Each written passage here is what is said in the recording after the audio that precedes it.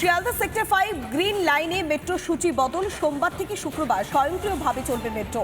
শিয়ালদা থেকে সেক্টর 5 এ যেতে সময় কমবে 2 মিনিট। 20 মিনিটের বদলে 18 মিনিটে পৌঁছানো যাবে গন্তব্যে। অপরিবর্তিত থাকছে শনিবারের সূচি। সোমবার থেকে শুক্রবার সেক্টর 5 থেকে সকাল 7:05 প্রথম মেট্রো ছাড়ে সকাল 7টায়। শিয়ালদা সেক্টর 5 গ্রিন লাইনে মেট্রো সূচি বদল। সোমবার থেকে শুক্রবার স্বয়ংক্রিয়ভাবে চলবে মেট্রো। শিয়ালদা থেকে সেক্টর 5 যেতে সময় কমবে 2 মিনিট। 20 মিনিটের বদলে 18 মিনিটেই পৌঁছানো যাবে গন্তব্যে। আমরা আরো বিস্তারিত জানবো, আমাদের প্রতিনিধি সুখেন্দু রয়েছে আমাদের সঙ্গে। সুখেন্দু, দেখো পৌলমী, যেটা জানা যাচ্ছে যে মেট্রো রেল সূত্রে যে এবার থেকে সল্টলেক সেক্টর 5 থেকে শিয়ালদা পর্যন্ত গ্রিন লাইনে যে মেট্রো আছে সেই মেট্রো যেটা সময়সূচিতে একটু বদল হচ্ছে, সামান্য বদল হচ্ছে। তার কারণ হিসেবে বলা হচ্ছে যে অত্যাধুনিক যে প্রযুক্তি, অটোমেটিক ট্রেন অপারেশন অর্থাৎ চালকহীন মেট্রো যেটা কলকাতায় চালু হচ্ছে, যার ট্রায়াল রান ইতিমধ্যে জানুয়ারি মাসে হয়ে গিয়েছিল এবং রেলওয়ে সেফটি কমিশনারের অনুমতিও মিলেছে।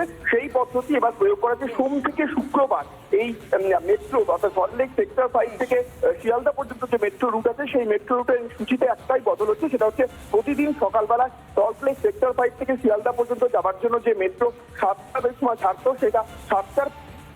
বেশ, অনেক ধন্যবাদ। আমরা কথা বললাম প্রতিনিধি সুখেন্দু সরকারের সঙ্গে।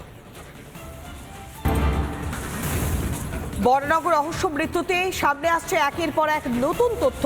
মিলছে না সিসি ক্যামেরার তথ্য। সিসি ক্যামেরায় তথ্যের খোঁজ করছে পুলিশ। বড়নগরের রহস্য মৃত্যুর ঘটনায় একের পর এক নতুন তথ্য সামনে আসছে। আরো বিস্তারিত জানবো, আমাদের প্রতিনিধি সৈকত রয়েছে আমাদের সঙ্গে। সৈকত, এখনো পর্যন্ত সিসি ক্যামেরার তথ্য পাওয়া যাচ্ছে না, এই বিষয়ে আর কি কি সূত্র মারফত উঠে আসছে খবর?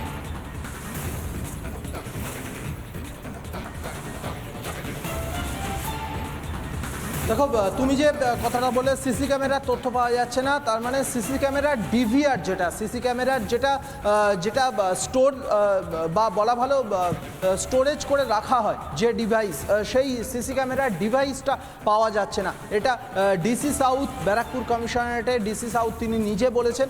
অর্থাৎ এই যে ঘটনা, এই ঘটনায় অন্য কোনো ব্যক্তির ইনভলভমেন্ট আছে, এটা এমনটা মনে করা হচ্ছে। অন্তত তদন্তকারীরা প্রাথমিকভাবে সেটাই মনে করছেন, কারণ সিসি ক্যামেরার ডিভিআরটা সেখানে নেই, ডিভিআর মিসিং আছে। এর পাশাপাশি আরও একটা খুব গুরুত্বপূর্ণ বিষয়, দুটি ঘরে 3 জনের মৃতদেহ পড়েছিল এবং সেই দুটি ঘরের বাইরের দিকে সেই দুটি ঘর থেকে কিছুটা দূরে একটা কলাপসিবল গেট ছিল। সেই কলাপসিবল গেটটা দুদিক থেকে টানা যায়, সেই কলাপসিবল গেটটা কিছুটা আটকে মাঝখানে একটা সাইকেল ঢুকিয়ে দেওয়া হয়েছিল, অর্থাৎ সাইকেল দিয়ে মাঝখানটা আটকে দেওয়া হয়েছিল।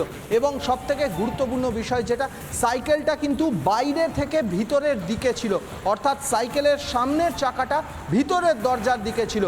তদন্তকারীরা অনুমান করছেন যে কেউ বা কারা এই ঘটনা ঘটিয়ে হয়তো বাইরে থেকে সাইকেলটা দিয়ে ওই দরজাটাকে, কলাপসেবল গেটটাকে আটকে দিতে পারে এবং বাইরের কোনো তথ্য উঠে আসছে।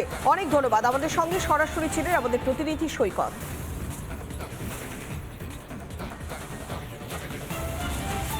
বডিগুলো কি অবস্থা পড়েছিল? বডিগুলো সব রক্তাক্ত অবস্থা আছে, প্রচুর রক্ত আছে, আর সব অলরেডি ডেড আছে, মনে হচ্ছে 1-2 দিন আগে, কিন্তু কনফার্ম পিএমএ পরে আমরা বলতে পারবো কি কতদিন আগে ডেথ হয়েছে। এক্সটার্নাল কোনো ইনজুরি, কি টাইপ ইনজুরি? আপাতত যে আমরা দেখতে পেরেছি শার্প কাটিং ইনজুরি আছে, কোনো ভারী জিনিস ইনজুরি। শার্প কাটিং কোথায় কোথায়? জেনারেলি হ্যান্ড অ্যান্ড নেক, गर्दन অ্যান্ড হাত। মাথায় আপাতত কোনো ইনজুরি ডিটেলস পেলাম। আচ্ছা, 3 জনের বডি কি ডিফারেন্ট টাইপের পজিশনে আছে, কই পেটের বল আছে, কোনো সাইড দিয়ে আছে, না ডিফারেন্ট টাইপের পজিশন। বডিটা সব ফার্সে আছে।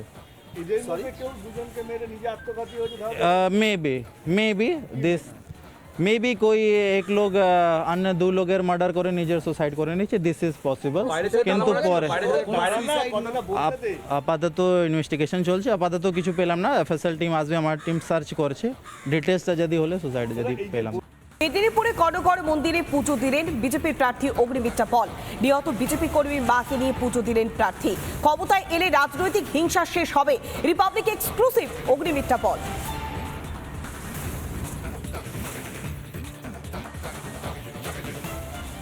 পয়লা বৈশাখের দিন সকাল থেকেই কিন্তু একগুচ্ছ কর্মসূচি মেদিনীপুরের বিজেপি প্রার্থী অগ্নিমিত্রা পলের। এই মুহূর্তে কর্ণগর মন্দিরে রয়েছেন বিজেপি নেত্রী অগ্নিমিত্রা পল এবং তিনি কিন্তু দলীয় কর্মীদের সাথে কথা বলছেন। আমি একটু কথা বলার চেষ্টা করবো দিদির সাথে। দিদি, পয়লা বৈশাখ প্রথমে তোমাকে শুভ নববর্ষ। শুভ নববর্ষ সবাইকে, আর বাংলার সমস্ত দর্শক, বাংলার সমস্ত মানুষ এবং সারা পৃথিবীর মানুষকে আমাদের বাংলার নতুন বছরের নববর্ষের অনেক অনেক শুভেচ্ছা, ভালোবাসা জানাই। বাংলার মানুষ প্রতিদিন প্রতিনিয়ত সে পিছিয়ে চলেছে এবং সত্যি শুধু বঞ্চনা, শুধু কষ্ট, শুধু লাঞ্ছনা। তাই আমার মনে হয় আরও বেশি করে আজকের দিনে শপথ নেওয়া উচিত প্রত্যেক বাঙালিকে। বাঙালি বলতে শুধু বাঙালি বলছি না, যারা এই বাংলায় রয়েছে, যারা এই বাংলার ভালো চায়, শপথ নেওয়া উচিত যে আসুন আমরা বাংলাকে কী বলবো, এই যে অপশাসন তার হাত থেকে আমরা মুক্ত করি। তোমার পাশে সেই মৃত বিজেপি কর্মীর মা বসে আছে, কি সান্ত্বনা দেবে আজকের দিনে?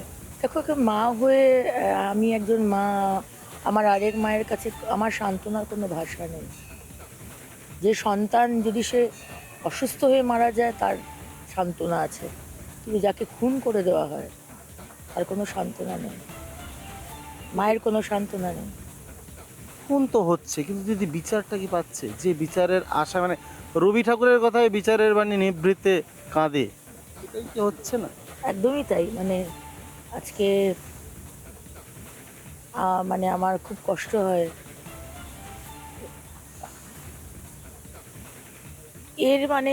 এর কোনো মানে কি বলবো,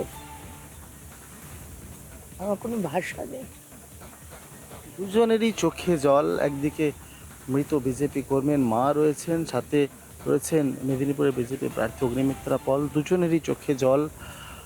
আজ পয়লা বৈশাখের দিনে আমি কথা বলার চেষ্টাও করব ওনার সাথে। আঁচল দিয়ে চোখ মুছছেন মৃত বিজেপি কর্মীর মা, তার পাশে বসে রয়েছেন অগ্নিমিত্রা পল এবং দুজনেরই চোখে জল। বোধহয় সান্ত্বনা দেওয়ার ভাষাটুকুও হারিয়ে ফেলছেন তারা। কারণ বাংলার প্রতিটা কোনায় কোনায় ঠিক এভাবেই প্রত্যেক দিন বিজেপি কর্মীদের খুন হয়ে যাওয়ার অভিযোগ উঠে আসছে। ভালো আছে মায়ের কাছে, আরেক মায়ের কাছে ভালো আছে, চিন্তা করো না। আমি জানি এটার কোনো সান্ত্বনা নেই। মায়ের কাছ থেকে যখন সন্তানকে ছিনিয়ে নেওয়া হয়,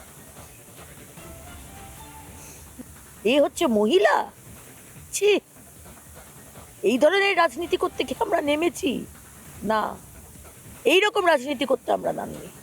আর কতদিন এভাবে মায়েদের চোখের জল পড়বে? কতদিন তারা মানে এই যে বিচারটুকু বা অনিশ্চয়তায় ভোগে, যে কালকে হয়তো আমার ছেলে থাকবে না, কালকে হয়তো নতুন কিছু ঘটে যাবে, এটা কতদিন হবে দিদি? 2 বছর, 24-26 আমাদের সরকার হবে। আপনি বলছেন বাংলায় সরকার হলে, বিজেপি সরকার হলে কোনো পার্টিরই কোনো ছেলের মৃত্যু হবে না, গর্ব করে বলতে পারি। ত্রিপুরাতে গিয়ে দেখুন, সেখানেও খুব স্ট্রং, সেখানে কংগ্রেস, সিপিএম। দিল্লিতে মুখ্যমন্ত্রী শেখ শাহজাহানের পাশে দাঁড়িয়েছেন। এর থেকে লজ্জার কি হতে পারে বলো? শেখ শাহজাহান যে মহিলাদের রাত্রিবেলায় জোরপূর্বক ডেকে নিয়ে গিয়ে তাকে নির্যাতন করেছে, আজকে তার পাশে দাঁড়াচ্ছে আমাদের মুখ্যমন্ত্রী। কিছু বলার নেই, লজ্জার, এই লজ্জার কোনো মানে ভাষা নেই আমার। বদলাবে পরিস্থিতি, বদলাবে সামগ্রিক চিত্র। অন্তত হিংসার যে ছবি বাংলা দেখে এসছে, সেই ছবি অন্তত আর দেখতে পাবে না রাজ্যবাসী। অন্তত এমনটাই বলছেন মেদিনীপুরের বিজেপি প্রার্থী অগ্নিমিত্রা পল। মায়েদের চোখের জল কি আদৌ রক্ষা সম্ভব হবে? কিংবা যে পরিস্থিতি বর্তমানে বাংলায় যে হিংসার ছবি দেখা যাচ্ছে, সেই ছবির কি বদল ঘটবে? এটাই কিন্তু এখন সব থেকে বড় প্রশ্ন। শালবনী থেকে ক্যামেরা পার্সন মৃন্ময়ের সঙ্গে সুদীপ্ত, রিপাবলিক বাংলা।